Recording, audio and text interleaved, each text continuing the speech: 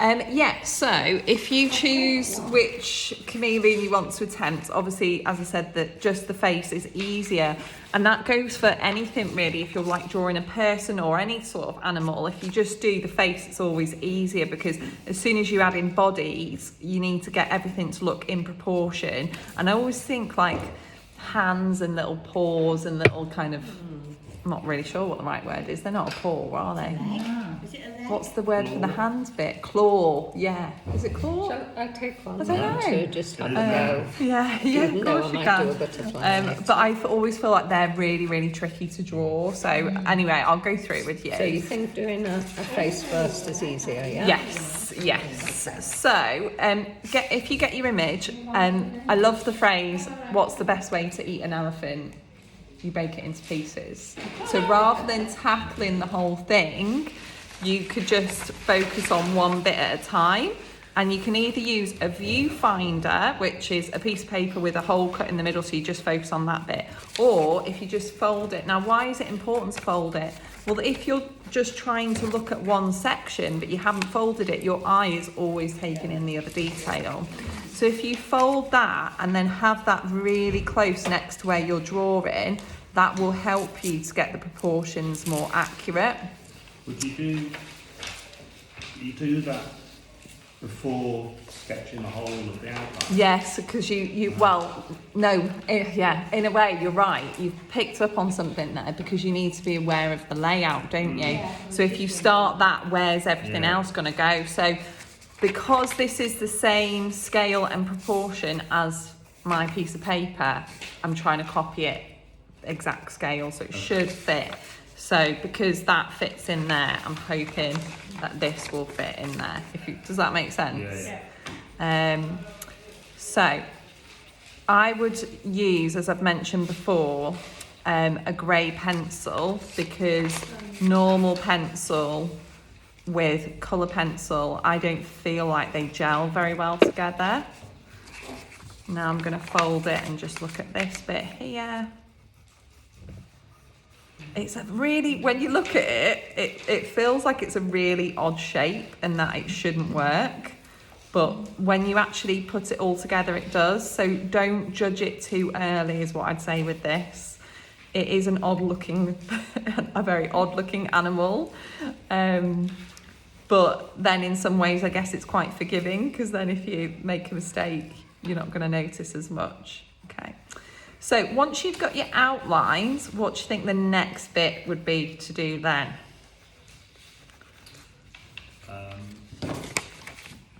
The lighter stuff? Burnishing, Yes. block out where... Block out any bits of light, yeah. So in the jawline here, we've got lots of bits of white. And you're just going to kind of, burnish, or you can use a craft knife for this to kind of just indent areas where you don't want there to be too much colour. I found that really hard with me, because I couldn't see where it was. Yes. It's always really handy to have them. But then, I know. if you colour over it, it won't take the colour with it, or it will a little bit. I know. Best thing, and this is what a lot of the really fine colour pencil artists do when they use a burnisher, they use a magnifying glass. I know it sounds ridiculous, and I know I've mentioned it before, but it's honestly helps so much to see where you've done. But even if you just tilt your paper now, because the light's hitting that, I can see the shine. But you're right, it is difficult to see. You are a few years younger now. Only a couple, right? So once you've got your burnisher bits in, then you would pick your colours, and what I would do is I would go through one colour at a time.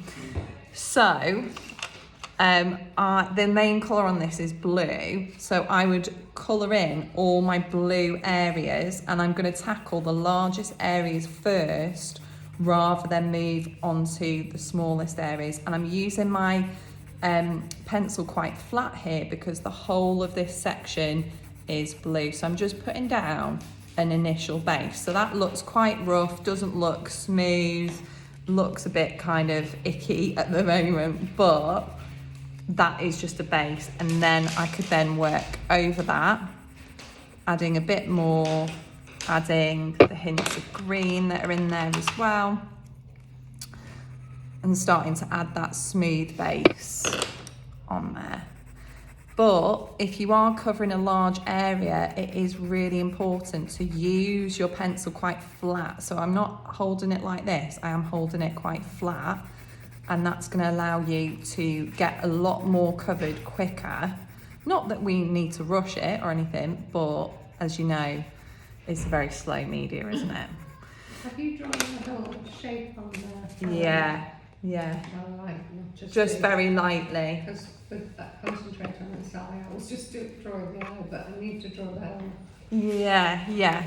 Get the whole pencil line in. Check you're happy with it before you start adding any colour, because as soon as you start adding colour's much more difficult to rub out than just the grey pencil on its own. So, yeah, always check. That's a good point. Always check you're happy with the proportions before you start adding colour. You could also use your blender as well to just make it look a bit smoother. So you see, as soon as I've added that there, that's smoothed it off. Any other ways that we can blend if we don't have a blender tool? White. Yes. Yeah. Or what? Or yeah, you're right. You can use your finger, but I always used to tell kids off in school for this, because kids would always do it, and actually they're being quite clever, they're being quite resourceful, but A paper thing. a blender stump, yeah. So do I actually have one on me? Yeah. You could use the blender stump, because why use the blender stump instead of, it's got a bit of grey on it from when I've used it on normal pencil. Why use that instead of your finger? If you've got more control, Yeah. it's not, and it, Stuff with your fingers goes on your work. Exactly, yeah. And From experience. as well as that, your skin has an oil on it, so it can even affect the colour. And like when you get these really specialist colour pencil artists and things like that, they actually, some of them wear like gloves and stuff when they work, because they just don't even want their any of the oils from the surface of their skin, because like I say, they can use a magnifying glass, so they feel like they can even see when their fingers have overly touched things. They believe that they can see a difference in the colour from the skin oils touching the colour pencil. Is that good? Crazy. Pastels we tend to use with fingers a lot. yeah. On YouTube. What's that? Pastels on the videos of teaching videos. Yeah, no. You use fingers a lot. Yeah. Pastels are different, I think, but colour pencil and normal pencil, they always say it's a big no-no to use. But yeah, I think pastels are fine. Pan pastels are definitely a good one to use with fingers as well, because they're not as sooty. But anyway, you can start to see how that's coming along. In terms of the scales, because this is the thing that you're going to be drawing the most of. Yes, says Jenny, this is the tricky bit, says Jenny. What I was always taught is, not to kind of colour the entire scale and think about it. So if I actually enlarge this, so it's going to be easier to see. Right, so let's say these are some scales. Actually, there shouldn't be a gap there, because there is never any big gaps in between scales. Nature is amazing how it fits things in perfectly. So what I was always taught is you never kind of colour your scale flat, okay? You should always think about colouring a corner of it like that, and then maybe varying the tone as well. So some of them you'll see have different colours within them.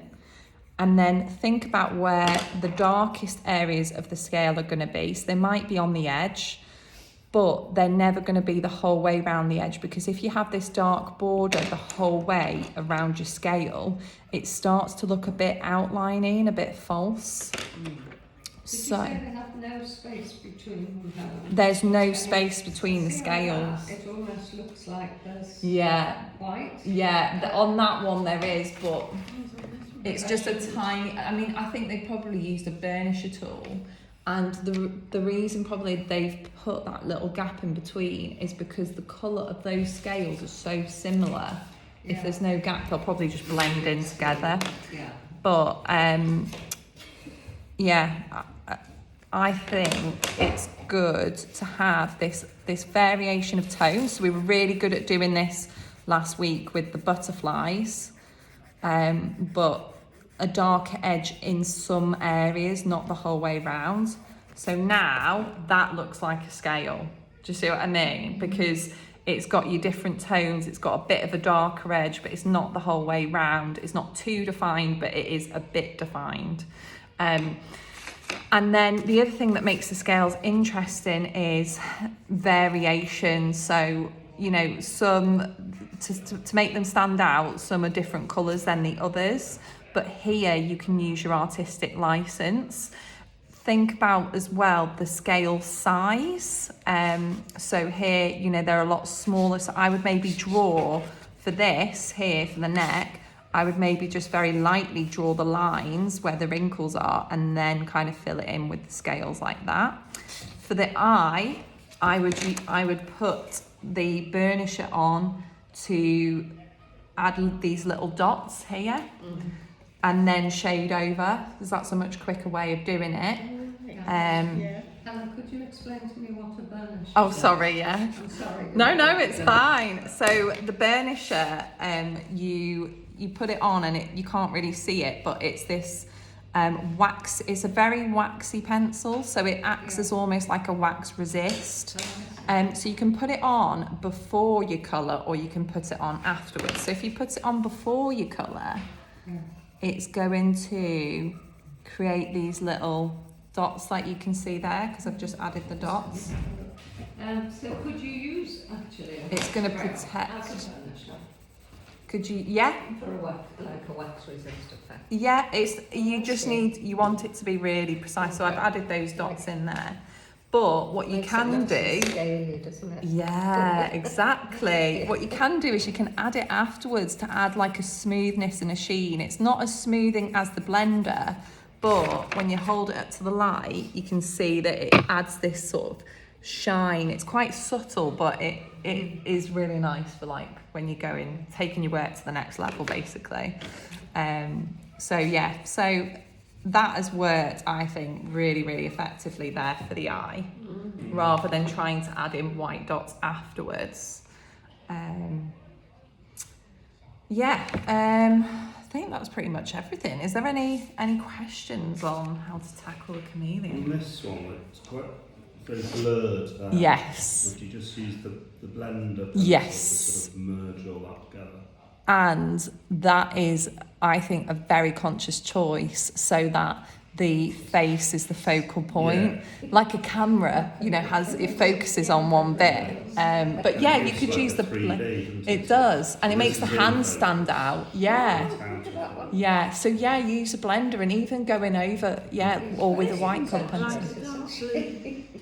Background and then slight scales on top. Yes, yeah, but if you put dark blue down first, so just give us that for a second there. So if you put this dark blue down and then you try and get that bright green on top, it's not going to happen, is it? So you're probably going to need to do your scales like this, and as you'll notice, I can see there straight away, some bits of them are quite white, some bits of them have blue in as well. So you'll add in your scales like this, and they're all pretty much touching. And then you're going to have to go round afterwards with the dark blue. Right. Otherwise, you're not going to be able to do it. Yeah, so that's a good point.